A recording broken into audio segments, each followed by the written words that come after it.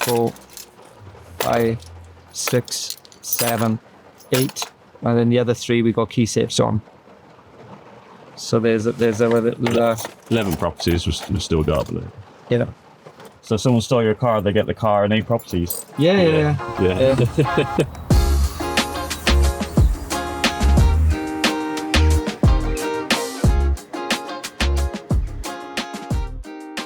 My name's Bradley. I'm a property developer. We mainly focus on flips. So a flip's a property that you purchase in the intention of going to sell at a later date. Our goal is to have rundown properties, and then we make them so first-time buyers can just move in and haven't got to spend no money on them at all.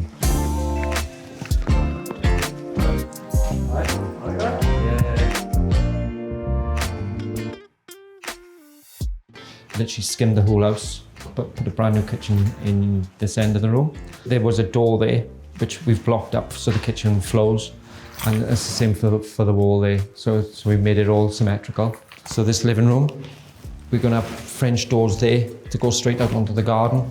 It's a 3-bed, this one, semi-detached, and this is the bathroom. So the guys in here working today. So the purchase price on this one was £100,000. We're looking to spend 25 grand on it. We've currently only spent 16 so far. But we've got obviously the windows to change and the flooring and stuff, so probably going to be in for about 25 grand. Stamp duty 5 grand, 1,200 quid legals, a couple hundred quid for the searches, and then we're looking to list this for 190. So the profit on that is 50 grand, roughly. Yeah.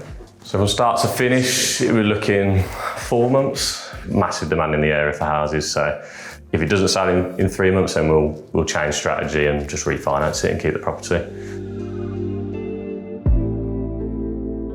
Is it important to have like several exit strategies? Yeah, you should always have multiple exits because you don't want your cash tied up for too long. Obviously, these houses are only good for buy-to-lets. No good for service accommodation, no good for HMO. It's just no demand in the area for service accommodation. It's Article 4 in Wales. It's Article 4 in Wales as well. Article 4 is just the restrictions on what you can do with the property. And there's a huge demand for rental in the area. If like within the 2 local towns at the minute, I think there's about 6 properties for rent. And if you don't leave any money in the house, it just gives you the option to refinance and carry on buying more houses. So finding a deal for us, obviously we look every day, and knowing the area so well, we know straight away by just scrolling, even just Rightmove, I know exactly if it's right or wrong by the price, because I know what the end values are. So if they look good, then I'll book a viewing, and if they don't, then I won't waste my time because I know the numbers is not going to work. So sometimes we got to wait a little bit longer, but technically we buy a deal every month. We buy a new property every month, and we've done that for the last, we bought 2 some months, so we bought 12 since November. Probably 30-40% of the houses come through Rightmove. Auction houses, there's 2 or 3 local auction houses around here that are great to pick up properties. The types of houses that we're purchasing are like 2, 3s and 4 beds. The standard of the properties that we purchase are usually something that needs quite a decent refurb, and we want to keep it as fast as possible. So this is one of our properties that we're halfway through. We should be wrapping up over the next 2 or 3 weeks. And then now we're going to show you the standard that we do these properties to for the local area. So I grew up from the age of like 1 to 3 in a high-rise flat. We moved to a council estate. From a young age on that ex-council house, I was doing paper around, anything to make some money really. That entrepreneurial spirit was quite ingrained. I originally wanted to do business, but on the day of my business course at Solihull College, it got cancelled. My old man was a gas engineer, so I had something to go into. It wasn't what I wanted to do, but it's what I fell into, and it's probably the best thing I ever decided to do because it's given me the platform to be able to do what I'm doing today. Yeah, so this is where I grew up. My nan lived there. Most of the towns had their own pit, as in the mines, so it created thousands of jobs, something like 18 to 20,000 people at the time, and then all that went from these valleys. Everybody had to move from Ebervale, then they had to go to Port Talbot or Llanwern. So it's my goal from the very beginning to break the mould in my family and to prove that we don't have to be just working for other people, that we can actually do something for ourselves. And this is my proudest achievement so far, is being able to employ myself, Chloe and Kyle. One thing I found, which is a big thing for me, is that when I decided to do the academy, lots of people very close to me, and I mean really close to me, and all my work colleagues, they all doubted me, and they all saying that I was silly investing £12,000 into property when I can learn it all on YouTube, and why are you going to do that?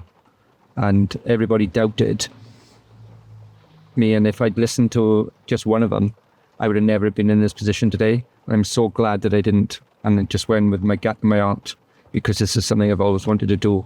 It was hard to get a mortgage.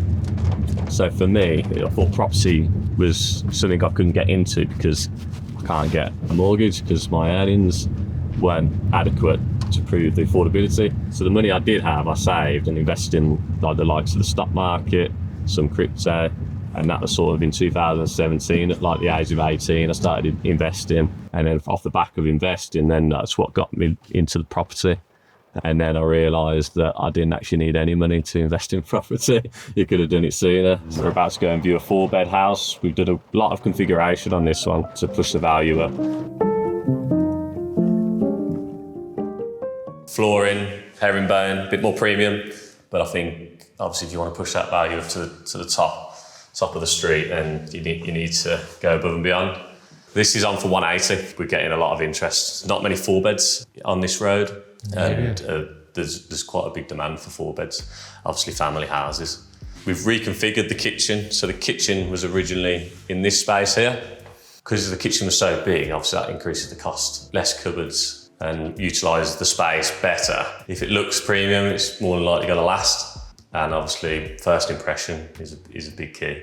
I think for contrast on doing the reconfiguration to leaving it as what before is an extra 20 grand on the end value. So by looking at floor plans, seeing how best we can reconfigure it, we know that bedrooms add value, we know that bathrooms add value, and we know kitchen's got to be good. So if you can put extra bedrooms in, or bigger kitchens, or however it may be, then they're the things you need to do to push the value up on the property. This deal is making 50 grand profit.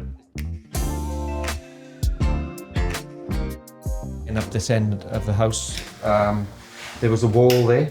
What we've done, we've divided a huge bathroom up, which was a total waste of space. So what we've done instead is we've created a toilet here, sink, and created an extra bedroom upstairs. So we had an issue with the roof here, where the lead had come away, and then it was just running down the wall. So we had to get that to dry out, and that took a few weeks before we started putting it back together, really try and get that wall as dry as possible. As developers who flip projects, how do you accommodate for these unexpected costs? You just manage expectations, basically. Obviously, everybody knows there's unforeseens that we can't see until we start taking the cladding off the walls and stuff like that. So I think as long as you've got a good communication with your investors, I think they're pretty on board. Our goal is to do them in such a fashion where people can come in and straight away have that wow factor that we got new carpets, we got new paint on the walls, so they can literally just move in and just take all that pressure off them of having to find extra money to do the extra jobs. If you don't know the price of refurb, then on flip, that's the biggest factor, because you've got to be able to come in here, price that refurb on that viewing, and be pretty much thereabouts, because if you get that bit wrong, then everything else falls top.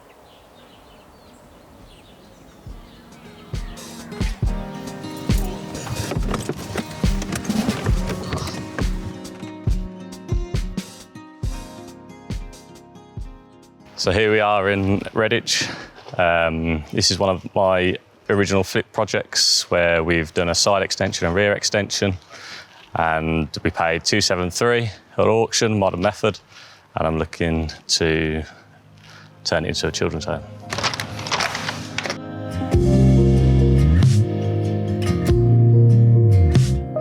This was in a quite bad condition. I think it was empty for 5 years.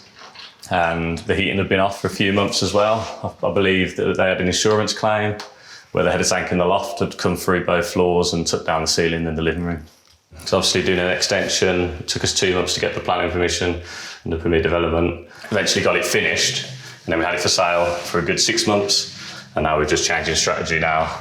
So we changed course and changed strategy just to refinance, take the equity back out to go again. The first exit was to sell. It would have been great to have obviously all the profit back and to go and buy another maybe 2, but it's always good to change course.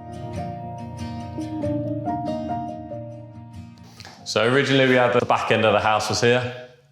So we took the wall out, put a big steel in, just to create this open plan kitchen living area. We pitched the ceiling because it looks more open air. We had to get planning for the side part of the extension. This would have been done under permit development. Permit development is where you're allowed to extend out. This is an attached house, so you're allowed to extend out 4 metres. I've only gone out 3 metres here, but it's just guidelines on what you can get away with without having to submit a full application. So we've gone high end, obviously to push the value right up. So with this house now, because obviously it wasn't selling for the price at the point that I wanted to sell it for, we're going to retain it and turn it into a children's home. So as a standard buy-to-let, it'll bring in $1,750.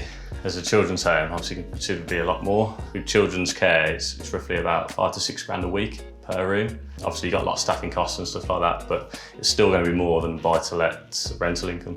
I've heard about this strategy through Aisha Bar on the Academy. The power of networking is you can tap into other people's professions. So she can take this house on now and turn it into a children's home. She's all accredited, where obviously I haven't got the experience in that, but I can provide accommodation for it. Obviously if you're brought up in a background that's not ideal, at least it's good to give a little bit back to providing like a nice house to live in. I'm sure Aisha can provide a good welcoming home. This extension and this whole refurb on this house was 135 grand. So I only had the money to buy the house. I didn't have the money to refurb it. So I was going out there networking, trying to raise the money. One of them was a home improvement loan. The building side we had nailed down, but the funding of the refurb side was the struggle. When the builder's doing work and you don't know where the money's coming from. I found Sandy Leeds for a referral from my cousin. He was raving about him on his YouTube, forwarding over his links and saying, oh, we need to go to a crash course, we need to go to a crash course. And obviously, because I was already investing and I was making good money for the stock market, I just went because he was so hyped up about it. So went to a London crash course, listened, learned a lot from a £1 crash course, which is way undervalued if you ask me. The nuggets of information that we probably wouldn't have known and wouldn't have had a clue what to do until doing the academy and having that knowledge. This is what you pay for, is the knowledge, and then you put it into practice. It's like-minded people all together, all wanting the same dream, and everybody lifting each other up, and you got constant support. If Samuel's watching this video, I'd say thank you for helping me scale my property business, creating the environment that the academy brings, and just being inspiring, which helps obviously drag everybody else up as well.